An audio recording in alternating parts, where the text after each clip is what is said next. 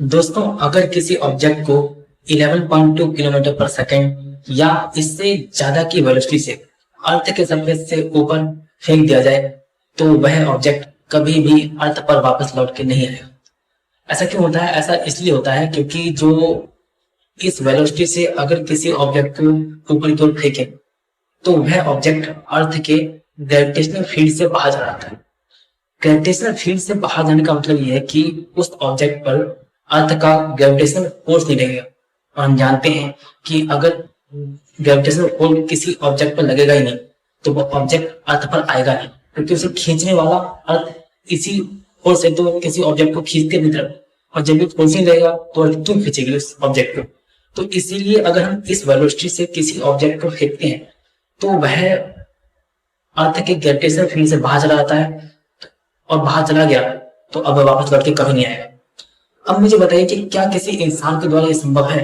क्या किसी इंसान के द्वारा किसी ऑब्जेक्ट को इतनी वेलोसिटी 11.2 किलोमीटर पर सेकेंड, एक सेकेंड में 11.2 किलोमीटर फेंक पाना किसी इंसान के द्वारा संभव है? बिल्कुल संभव नहीं है। ठीक है, तो हाँ, तो हम टेक्नोलॉजी के माध्यम से कोई ऐसी मशीन अगर बना दें, कुछ ऐसा यंत्र बना सकते हैं जिसके द्वारा किसी ऑब्जेक्ट को इतनी वेलोसिटी दी जा सकती है, लेकिन किसी इंसान के द्वारा तो संभव नहीं है। तो इसीलिए जो महाभारत में लोग कहते हैं कि महाभारत में भीम ने किसी ऑब्जेक्ट को, मतलब अश्वत्थामा नामक हाथी को फेंक दिया था तो वह कभी लौट के आए नहीं।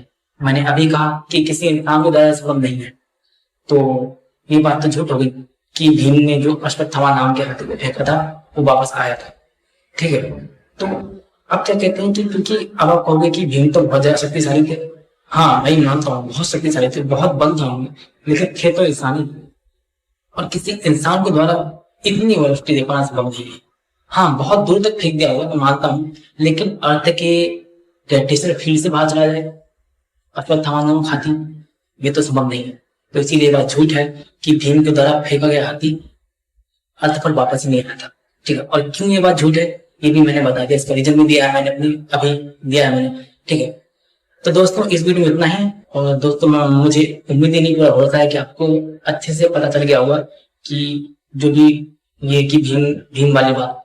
ठीक है, और अब आपके मन में कोई भी सवाल नहीं रहा होगा इससे संबंधित, तो दोस्तों ऐसी वीडियो में लाता रहूं।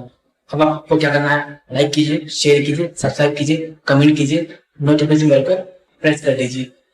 देखिए, लाइक करना बहुत जरूरी है। जो यूट्यूब का जो एल्गोरिथम होता है ना, उसमें क्या होता है कि जब जिस वीडियो में जितने ज्यादा लाइक होते हैं तो यूट्यूब उस वीडियो को रैंक करता है, मतलब ऊपर की पहुंचाता है। तो ये वीडियो मेरी लोगों तक पहुंचेगी, सभी लोगों तक पहुंचेगी तो इसमें लाइक बहुत ज्यादा